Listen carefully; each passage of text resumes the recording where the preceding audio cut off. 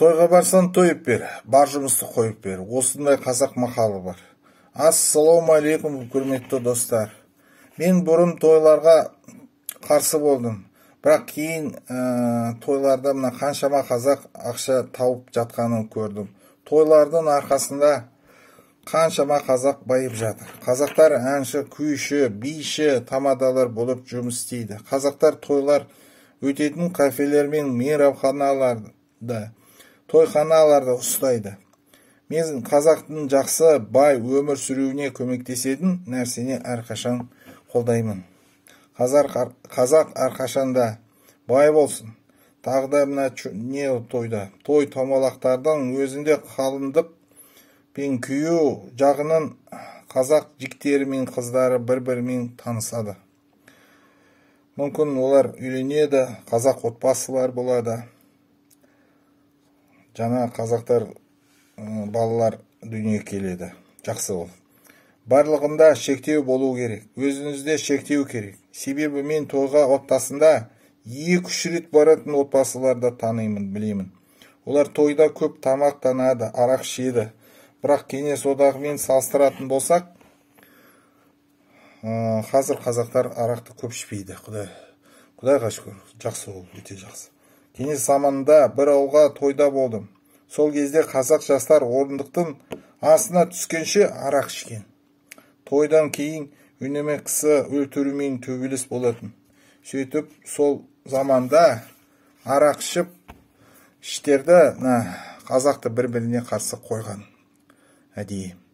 Қазір ондай нәрсе жоқ. Құдай сақтасын. Ол жақсы, көп ішпейтін жігіттер. Тойға жиі баратын болсаңыз, бұл денсаулыққа зиян. Тойда біздің кісілер майлы, тұзды сүр етті көп жейді.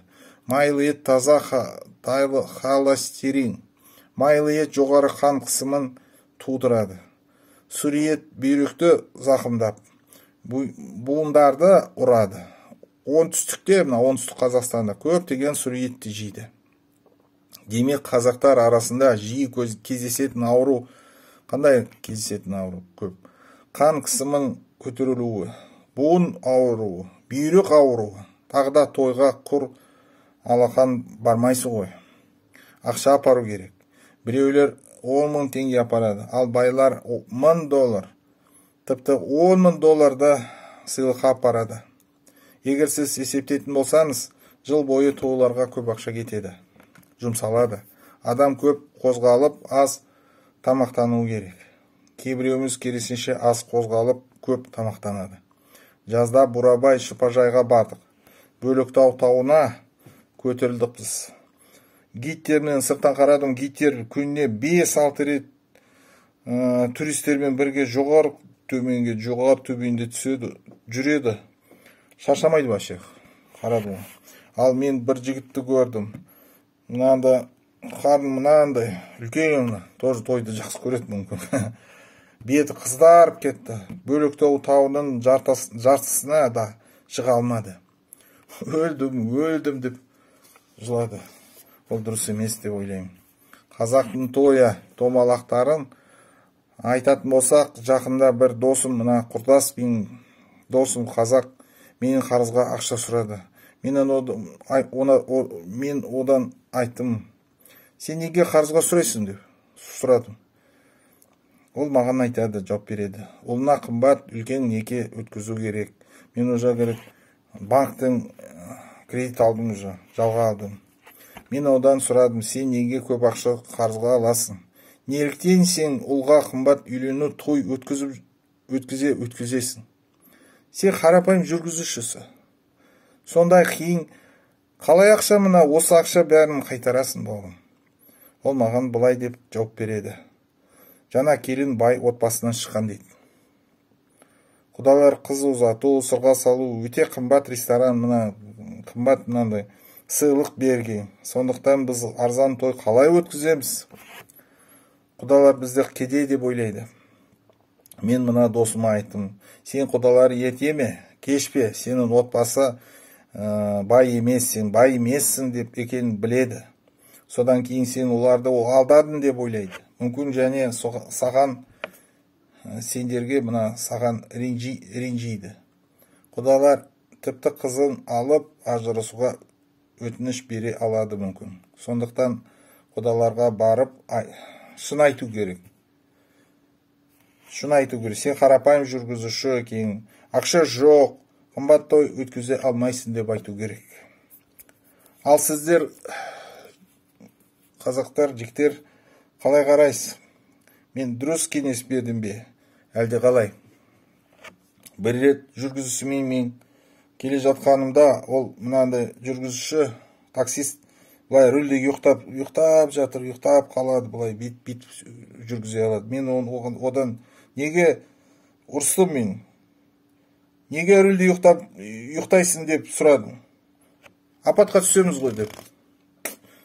Ол маған жауап береді. Жақында ұлын үйлендірдім деді. Қазір тойдың қарызын қайтарып жатырмын дейді. Неліктен қатты осы қысы қиналады? Айтсаңшы маған. Неліктен? Не үшін қиналады? Кейбіреулер тойдан қомақты ақша жинауға болады деп ойлайды. Егер сіз оған жұмсалған ақшаның кем дегенде жартысын жинайтын болсаңыз, ондай жақсы болады. Мен ойымша, мына осы сумадан жартысы даже жинай алмайсыз. Қазір өкінішке орай, қазақтың байлары тойға кім көп ақша жұмсайды деп бір-біріне мақтанады. Олар тойға жүздеген мың, тіпті миллиондаған доллар жұмсайды. Мен ойымша, қарапайым той өткізіп қалған ақшаны жетім балаларға, мүгедек немесе көп балалы мұқтаж қазақ отбасыларына берсе жақсы болар еді деп ойлаймын. Меніңше қандай той өткізуді ойламай, қызыңды болашақ жарыңды сыйлап, ұлыңды әйелін сыйлайтын етіп өсірген жөн. Ал қазақ балалары отбасы құндылықтарын көрмектеуге тәрбие беру керек. Ең бастысы, жаңа отбасына жастар арасында махаббат пен өзара түсіністік болуға қажет. Қазір халал той өткізу сәнге айналып барады. Алкогольсіз той. Мен халал тойларында бірнеше рет болдым, қатты ләззат алдым. Ұнап қалды маған. Халал тойларында арақ ішпей-ақ көңіл көтеріп билеуге болады. Тағы да алкоголь сусындар той арзанырақ болады.